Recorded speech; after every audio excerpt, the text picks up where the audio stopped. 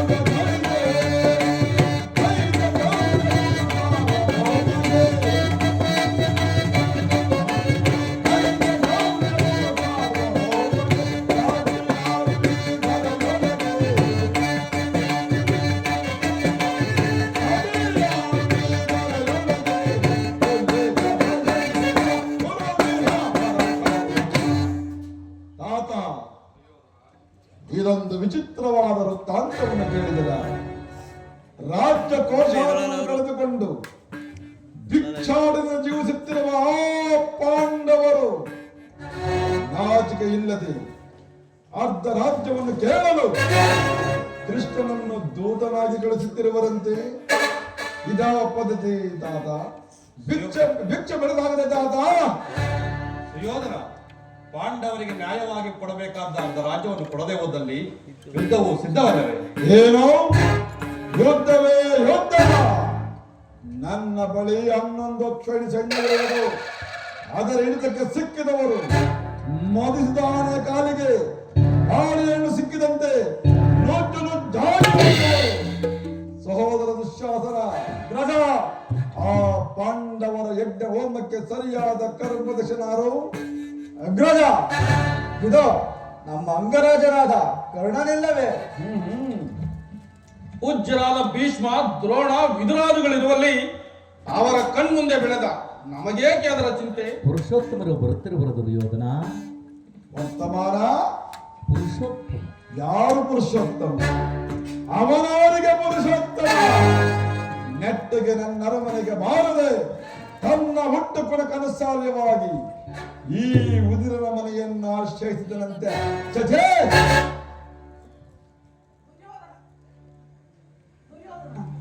ದುರ್ಯೋಧನ, ಪಾಂಡವರಿಗೆ ನ್ಯಾಯವಾಗಿ ಬರಬೇಕಾದ ರಾಜ್ಯವನ್ನು ಕೊಡುವಂತ ಕೇಳಲು ತನ್ನರಿಗೆ ವಿದುರ, ಪಾಂಡವರಿಗೆ ನ್ಯಾಯವಾಗಿ ಬರಬೇಕಾದ ಅರ್ಧ ರಾಜ್ಯದ ವಿಚಾರವನ್ನು ಚಕ್ರವರ್ತಿಯಾದ ನಾನು ನಿಮ್ಮಿಂದ ಕೇಳಿ ತಿಳಿದುಕೊಳ್ಳಬೇಕು. ಸಾಕು ಸುಮ್ಮನೆರೋ.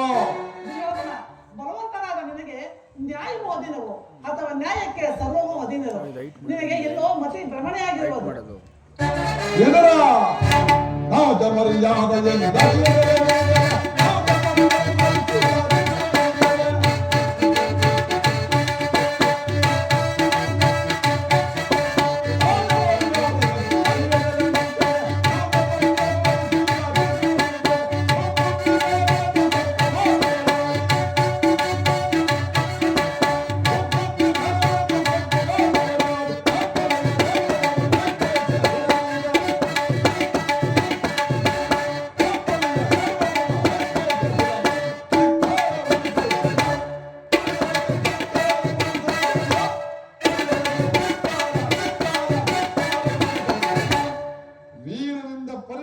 ಚಕ್ರವರ್ತಿಗಳಿಗೆ ಕಾಶಿ ಪುತ್ರನ ನೀತಿ ವಚನಗಳು ಅನಾವಶ್ಯಕ.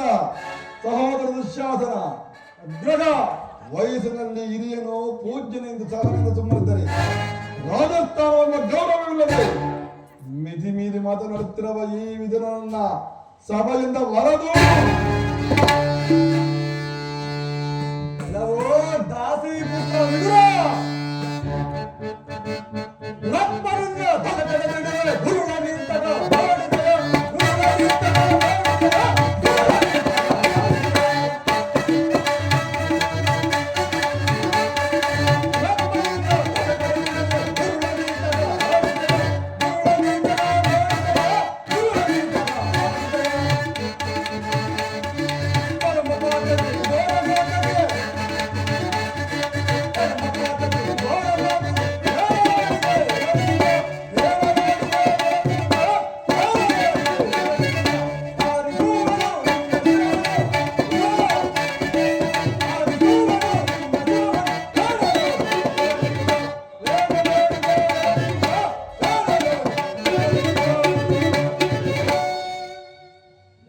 ದಾಸಿ ಪುತ್ರ ವಿದುರ ನಮ್ಮ ಅಣ್ಣನನ್ನು ಬಾಯಿಗೆ ಬಂದಂತೆ ನುಡಿದಂತೆ ಆದರೆ ಈಗಲಿಂದ ಅಪ್ಪಳಿಸುವ ಎಚ್ಚರ ನಡೆ, ಮೊದಲು ಈ ಸಭೆಯನ್ನು ಬಿಟ್ಟು ಹೋಗಡೆ, ಇಲ್ಲವಾದರೆ ಅರ್ಥವಾದದು. ದುರ್ಯೋಧನ, ನನ್ನನ್ನು ಸಭೆಯಿಂದ ಆಚೆ ಹೊರದೂಡುವಷ್ಟರಿಗೆ ಸಾಮರ್ಥ್ಯ ಉಂಟಾಯಿತೆ. ಛೀ ಹರಿವೇಕೆ, ನೀನು ಎಷ್ಟೇ ಬುದ್ಧಿವಂತರಾದರೂ ನನಗೆ ತಿಳಿದಿರುವ ವಿಷಯವನ್ನು ನಾನು ಹೇಳುತ್ತಿರಬೇಕು. ಜಗವುಡನಾದ ಶ್ರೀಕೃಷ್ಣ ಪರಮಾತ್ಮನನ್ನು ಈ ರೀತಿ ನೀನು ಜರಿದಾಡ್ತಿರುವುದಿಲ್ಲ. ನಿನ್ನ ನಾಲಿಗೆ ಸೆಳೆದು ಹೋಗಬಾರದು. ದ್ರೌಪದಿಯ ವಸ್ತ್ರಾಪರಣ ಕಾಲದಲ್ಲಿ ನಿನ್ನ ತೊಡೆಯನ್ನು ಪ್ರಹರಿಸಲು ಇಟ್ಟಿದ್ದ ಭೀಮನ ಮಾಡಿದ ಪ್ರತಿಜ್ಞೆಯಂತೆ ನಿನ್ನ ತೊಡೆಯನ್ನು ಪ್ರಹರಿಸಿ ಇಟ್ಟಿದ್ದ ಈ ಬಿಲ್ಲದ ಧನಸನ್ನು ಇದರಿಂದ ನೀನು ನಾಶ ಹೊಂದಿದೆ.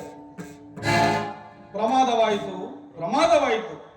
ಸುಯೋಧನ, ಪೂಜ್ಯರಾದ ವಿದುರರನ್ನು ಅಪಹಾಸ್ಯಕ್ಕೀಡು ಮಾಡಿ ಅವರ ಸರ್ವೋತ್ತಮವಾದ ಬಿಲ್ಲಿನ ಸಹಾಯವನ್ನೇ ಕಳೆದುಕೊಂಡರು.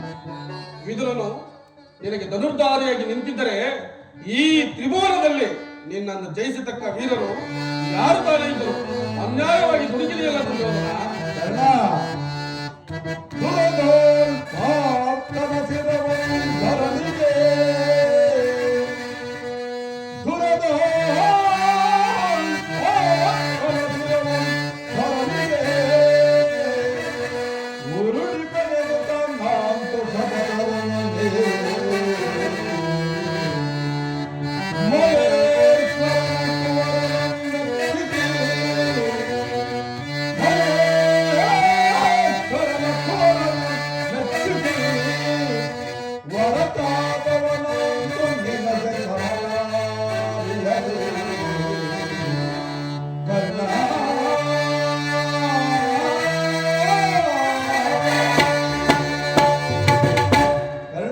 ಸುಯೋಧನ, ಈ ವಿದುರನೆಯ ಗೊಡ್ಡು ಬೆದರಿಕೆಯ ಕಂಡು ಬೆಚ್ಚಿರುವವನಿಗೆ ಈ ವಿದುರನು ಎಂದು ತಾನೇ ಬಿಲ್ಲು ನಡೆದು ಯುದ್ಧ ಮಾಡಿರುವನು, ಅಥವಾ ಇವನ ಬಿಲ್ಲಿನಿಂದ ನಮಗಾಗಬೇಕಾದ ತಕ್ಕ ಸಹಾಯವಾದರೂ ಏನು? ಇದು ಕೈಯಲ್ಲಾಗದ ಏಡಿಗಳ ವನ ಪ್ರತಾಪದ ಆಟಾಟೋಪ ಬಿಡು. ಇವನ ಸಹಾಯ ನನಗನವಶ್ಯಕ. ಈಗೆಲ್ಲರೂ ಕೇಳಿರಿ, ದೂತನಾಗಿ ಬರುತ್ತಿರುವ ಕೃಷ್ಣನಿಗೆ ಯಾರಾದರೂ ಎದ್ದು ನಮಸ್ಕರಿಸದೆ ಆದರೆ ಕೂಡಲೇ ಸಮಸ್ಥಾನವನ್ನು ಬಿಟ್ಟು ಹೊರಗೋಗಬೇಕಾಗುವುದು. ಎಚ್ಚರವಿರಲಿ. ಸಹೋದರ ದುಶ್ಯಾಸನ, ಅಗ್ರಜ, ಎಲ್ಲಿ ನಮ್ಮ ಸೈನ್ಯಾಧಿಕಾರಿ ಪಟ್ಟಿಯನ್ನು ಸಿದ್ಧಪಡಿಸಿದ್ದು ಹೇಳಿದ್ರಲ್ಲ, ಅದನ್ನು ಕೊಡು. ಆ ಕೃಷ್ಣನ ಬಂದಾಗ ನಾನಿದನ್ನೇ ನೋಡುತ್ತಾ ಕುಳಿತುಕೊಳ್ಳುವೆನು. ಅಂದು ನಾನು ದ್ವಾರಕೆಗೆ ಹೋದಾಗ ಆ ಕೃಷ್ಣನು ನನ್ನನ್ನು ಬಹುವಾಗಿ ಕಾಯಿಸಿದನು. ಅದರ ಸೇಡನ್ನು ಈಗ ನಾನು ತಿಳಿದುಕೊಳ್ಳುವೆನು. ಆಗಲೇ ಅಗ್ರಜ ತೆಗೆದುಕೊಳ್ಳುವುದಿಲ್ಲ.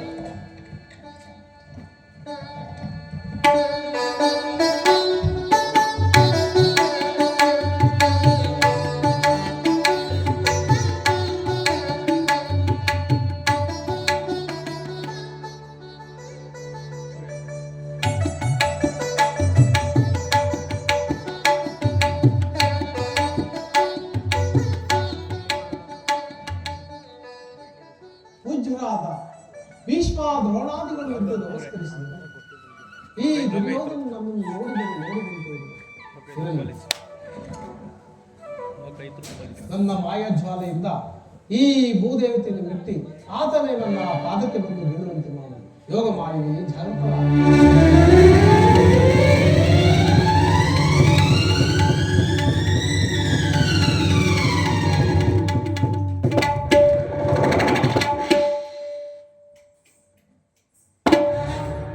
ಛೇ ಇದಾವ ಭ್ರಾಂತಿಯ ಚಪಲ.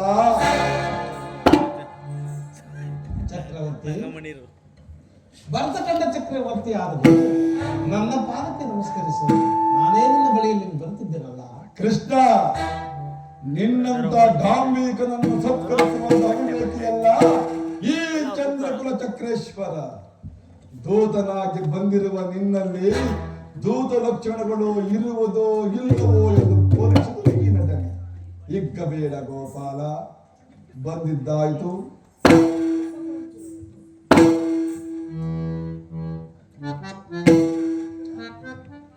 ಕುಳಿತು. ಕೃಷ್ಣ, ಚಕ್ರವರ್ತಿ, ನಿನಗೆ ನರ್ತನ ಅಂದರೆ ಬಲುಪ್ರಿಯ ಬಂದರೆ ಇರಬಹುದು. ಇರಬಹುದು. ಏಲ ಕಬಡ್ಡಿ ಇದ್ದೇ ಇದೆ.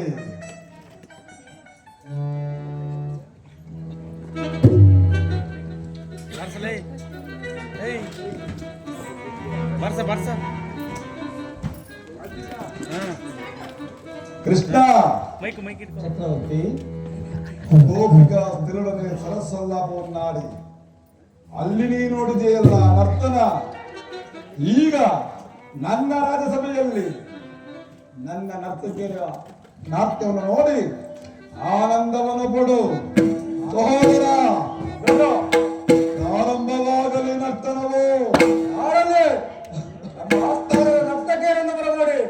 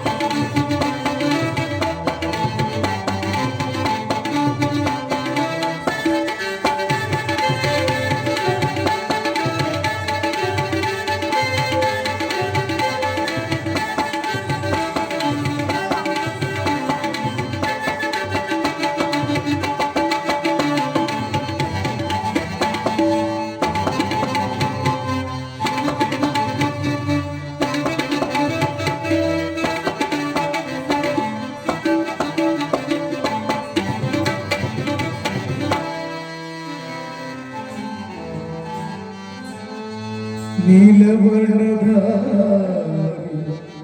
ಈ ಚೆಲುವ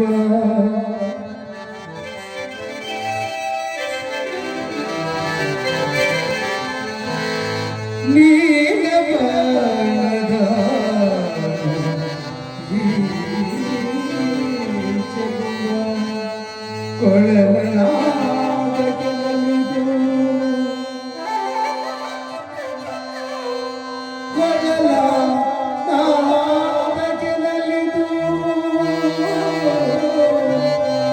ಕೊಳಲನಾದ ಕೆಲವಿದು ಶ್ರೀಕೃಷ್ಣ ಮುರಾರಿ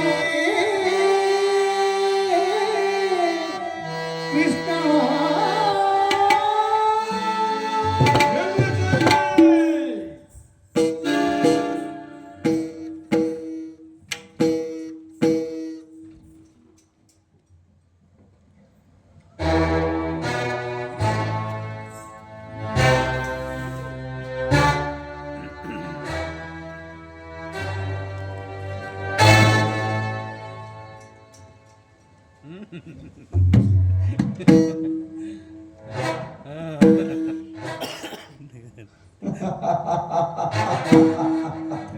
ಕೃಷ್ಣ ಚಕ್ರವರ್ತಿ, ನೀನು ಚೆಲ್ಲಾಟ ಆಡುವುದಕ್ಕೆ ಇದು ಗೋಪಿನಾಕರದ ಮನನಂದನವಲ್ಲ, ಈ ಚಂದ್ರಕುಲ ಚಕ್ರೇಶ್ವರನ ರಾಜಸಭೆ. ರಾಜಸಭೆ ಎಂಬ ಗೌರವವು ನಿನಗೆಲ್ಲವೇ ಕೃಷ್ಣ? ಚಕ್ರವರ್ತಿ, ನಾನು ನಿನ್ನ ಸಭೆಯಲ್ಲಿ ಸುಮ್ಮನೆ ಕುಳಿತಿದ್ದರು ಆ ನಿನ್ನ ಸಖಿಯರು ತಾನೇ ನರ್ತನ ಮಾಡಿದೆ. ಇದರ ನನ್ನ ಅಪರಾಧ ಏನಿದೆಯಾ? ಓಹೋ, ನನ್ನ ನರ್ತಕಿಯರು ನಿನ್ನನ್ನು ಸೆಳೆದೆಂದರೂ ನೀನು ಪುಳ್ಳಂಗವನ್ನು ಹಿಡಿದು ನಿಂತು ಬಿಟ್ಟೆ ಅಲ್ಲವೇ? ಹೋಗಿ ಸುಮ್ಮನೆ ಕುಳಿತುಕೋ. ಹೇ ನರ್ತಕಿ, ಇದು ಯಾರ ರಾಜಸಭೆ? ನನ್ನ ರಾಜಸಭೆ ನರ್ತಕಿಯಾಗಿ ನನ್ನ ಎದುರಿನಲ್ಲಿ ದೂತನಾಗಿ ಬಂದಿರುವ ಆ ಕೃಷ್ಣನಿಗೆ ನಮಸ್ಕರಿಸುವುದಿಲ್ಲ. ನಿನಗೆ ನಾಚಿಕೆ ಆಗುವುದಿಲ್ಲವೇನು? ಏ ನರ್ತಕಿ, ಹೇಗೆ ನೀನು ನಮಸ್ಕರಿಸಿದ್ದು? ಹೇಗೆ ನಮಸ್ಕರಿಸಿದ್ದು ನೀನು? ಕ್ಷಮಿಸಿ, ಏಕಕಾಲ ಶಿವನ ಕೆಡಿಸಿಬಿಟ್ಟೇನು. ಎಚ್ಚರಿಕೆ, ಆಸೆ ಇರುವುದೇ ನಿನಗೆ? ಹೇಳು ಮತ್ತೊಮ್ಮೆ, ಅದೇ ಕೃಷ್ಣ ಎಂದು ಕರೆದೆಯಲ್ಲ ಅದನ್ನ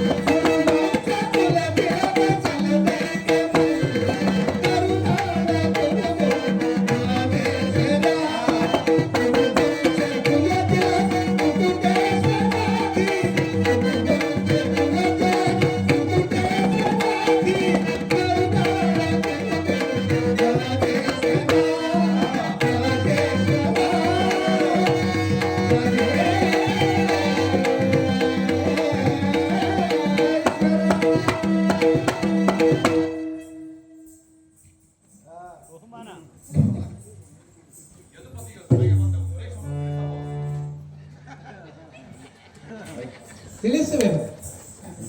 ಪರಮ ಪೂಜ್ಯರಾದ ಆಚಾರ್ಯರೇ, ಕುರು ವೃದ್ಧರೇ, ಕೌರವರ ಪಕ್ಷರೇ, ನಾನಿಂದು ಪಾಂಡವರ ರಾಯಭಾರಿಯಾಗಿ ಇಲ್ಲಿಗೆ ಬಂದಿರುವೆ. ಅವರು ಕಳಿಸಿರುವ ಸಂದೇಶವನ್ನ ನಿಮ್ಮಗಳ ಮುಂದಿಡುವುದೇ ನನ್ನ ಅಭಿಪ್ರಾಯ. ಆಹಾ. ಕುರು ಪಾಂಡವರ ರಾಜಕಾರ್ಯ ಭವಿಷ್ಯವೊಂದನ್ನು ಇಲ್ಲಿ ನಿರ್ಣಯಿಸಲ್ಪಡಬೇಕಾಗಿದೆ.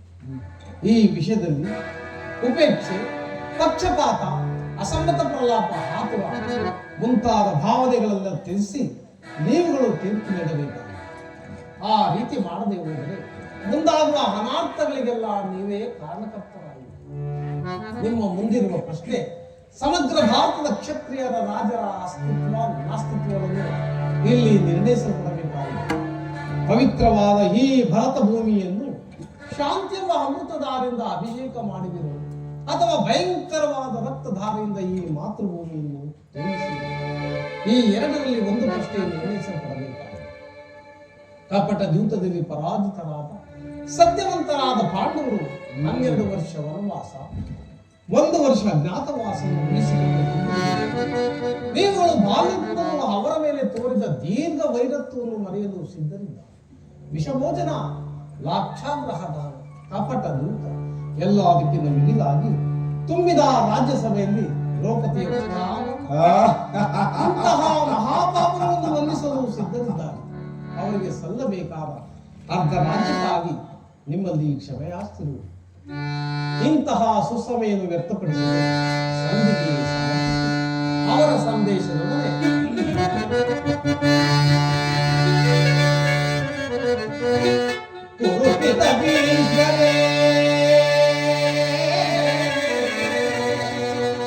ಇದು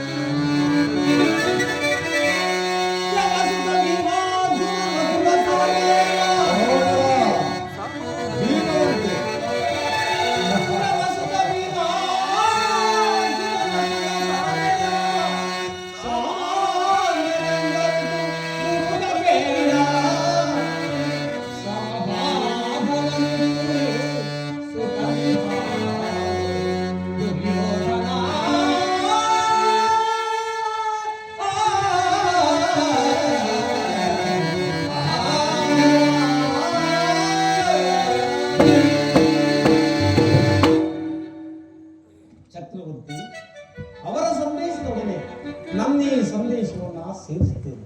ಮುಂದಿನ ವಿಚಾರವನ್ನು ಕರ್ತವ್ಯಗಳು ಪ್ರಾಜ್ಞರಾದ ನೀವೇ ನಿರ್ಣಯಿಸಲ್ಪಡಬೇಕಾಗಿದೆ. ಪಾಂಡವರಿಗೆ ನ್ಯಾಯವಾಗಿ ಕೊಡಬೇಕಾದ ಅಂತ ರಾಜ್ಯವನ್ನು ಕೊಟ್ಟು ಅವರನ್ನು ಆಧರಿಸಿ ಇದೇ ನನ್ನ ಅಭಿಮತ.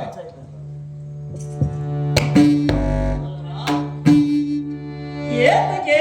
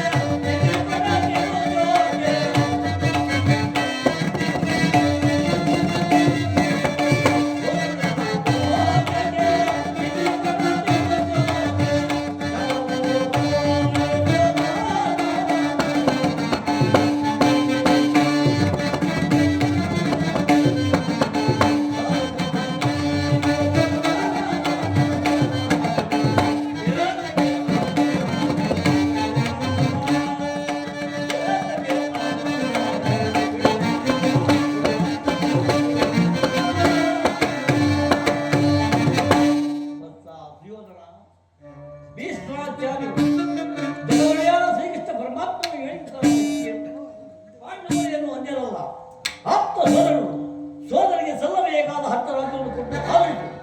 ನೀನು ಸುಖವನ್ನು ಮಾಡು, ನಮಗೂ ಸುಖವನ್ನು ಬಯಸು. ಇದನ್ನು ಅಭಿಮತ. ಯಾರು ದುರ್ಯೋಧನ ಯಾರು ಚಿಕ್ಕಪ್ಪ ವಿದುರ ಮಹಾಶಯ. ನನಗೆ ಉಪದೇಶ ಹೇಳುವುದರಲ್ಲಿ ನೀವು ಒಬ್ಬರು. ಆಹಾ, ನಡೆಯಲಿ ನಿಮ್ಮ ಅರಣ್ಯ ರೋದನ. ಹೌದು ದುರ್ಯೋಧನ, ನಮ್ಮ ರೋದನವು ಅರಣ್ಯ ರೋದನವೇ. ಏನು ಮಾಡಲಿ, ಕೆಲವರು ಕಂಡಾಗ ಬುದ್ಧಿ ಹೇಳಬಾರದೆಂದು ದೊಡ್ಡವರು ಹೇಳಿದ್ದಾರೆ. ಆದರೂ ಏನು ಮಾಡಲಿ, ನನಗೆ ತಿಳಿದಿರುವ ವಿಷಯವನ್ನು ನಿನಗೆ ಹೇಳದಿತ್ತಿರಬೇಕು. ಜಗದೊಡೆಯ ಶ್ರೇಷ್ಠ ಪರಮಾತ್ಮನಿಂತಲೂ ಮತ್ತೆ ನಿಮ್ಮ ಪಿತಾಮಹ ಭೀಷ್ಮ ಹೇಳೋದಕ್ಕೆ ಹೆಚ್ಚಿಗೆ ನಾನು ಏನು ಹೇಳಲಾರೆ. ಈ ಎಲ್ಲ ರಾಜ್ಯವನ್ನು ನಿನ್ನೆ ಅನುಭವಿಸು, ಮಿಕ್ಕ ಭೂಮಿಯನ್ನು ಪಾಂಡವರಿಗೆ ಕೊಡು. ಇದೇ ನನ್ನ ಅಭಿಮತ. ಚಿಕ್ಕಪ್ಪ, ಈ ನೀತಿ ಪಾಠವನ್ನ ಪಾಂಡವರಿಗೆ ಹೇಳಲಿಲ್ಲ ಏಕೆ? ನಿಮಗಾಗಲಿ ಕೃಷ್ಣನಿಗಾಗಲಿ ನನ್ನೊಬ್ಬನ ಮೇಲೆ ಮಾತ್ರ ದೋಷ ಕಂಡು ಬರುವುದು. ಆ ಪಾಂಡವರು ನಿರ್ದೋಷಿಗಳು. ಕುಂತಿ ಪುತ್ರ ಪಕ್ಷಪಾತಿಗಳಾದ ನೀವು ನಿಮ್ಮ ಸ್ವಭಾವಕ್ಕೆ ಸರಿಯದ್ದನ್ನೇ ಹೇಳಿದರು. ಕೃಷ್ಣ, ಮಹಾನುಭಾವನಾದ ನೀನು ನಿನ್ನ ದೂತತ್ವವನ್ನ ಬಹು ಶ್ಲಾಘನೀಯವಾಗಿಯೇ ಮುಗಿಸಿದೆ. ಆದರೆ ಈ ನಿನ್ನ ಮರಳು ಮಾತಿಗೆ ಒಳಂಬಡುವ ಬುದ್ಧಿಯನ್ನು ಮಾತ್ರ ಈ ದುರ್ಯೋಧನ. ನನ್ನ ಅಂಗಾಂಗದಲ್ಲಿ ನರನಾಡಿಗಳಲ್ಲಿ ಹರಿಯುತ್ತಿರುವುದು ಶುದ್ಧ ಕ್ಷಾತ್ರ ಸ್ವಾಭಿಮಾನ ಶೂನ್ಯತೆಯ ಕೊಳಕು ನೀರಲ್ಲ ಕೃಷ್ಣ, ಕೊಳಕು ನೀರಲ್ಲ. ದುರ್ಯೋಧನ, ಇಷ್ಟೊಂದು ಅಪಮಾನವೇ? ಇದು ನಿನ್ನ ದುರಾಂಕಾರ, ದುಸ್ಸಾಹಸದ, ದುರಾಶಯದ, ದುರಾಭಿಮಾನ ವಿಚಾರ. ಸಾಕು ಮಾಡು ನಿನ್ನ ಪ್ರತಾಪವನ್ನ. ನಾನು ಅದನ್ನು ಮೊದಲೇ ಚೆನ್ನಾಗಿ ಬರಲಿ. ಏನೆಂದರೆ ನಮ್ಮದು ದುರಾಗ್ರದ, ದುರಹಂಕಾರದ, ದುಸ್ಸಾಹವಾದ, ದುರಾಶಯದ ಹಾಗೆಲ್ಲ ಕೇಳು. ಭರತ ಕಂದವ ಜಯಿಸಿ ಹರುಷದಿಂದ ಗುರುಕುಲವ ಪಾಲಿಸುತ್ತಿಪ್ಪ. ಎನಗದ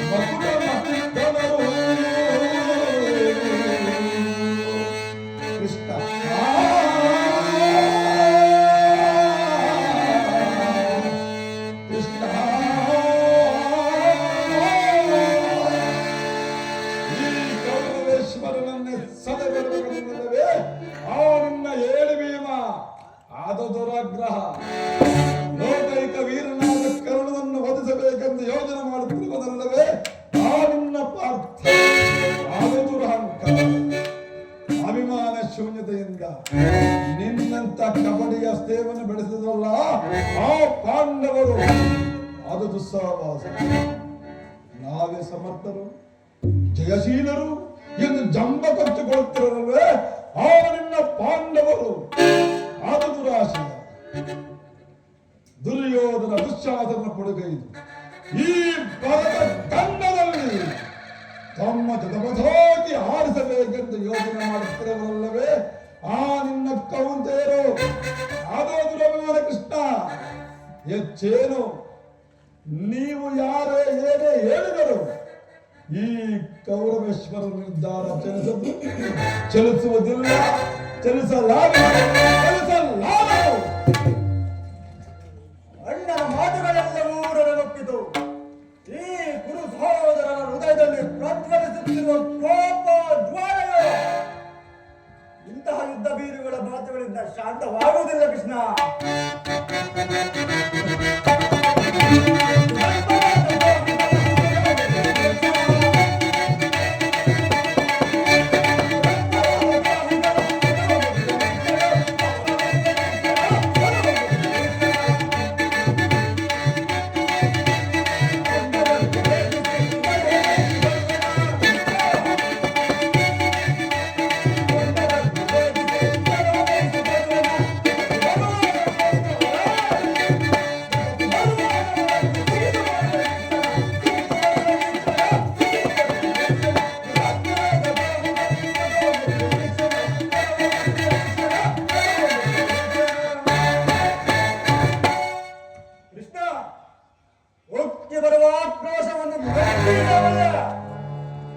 ಎದುರಿಗ ಸಿಕ್ಕ ಎದುರೋಳಿಗಳ ಸೊಕ್ಕ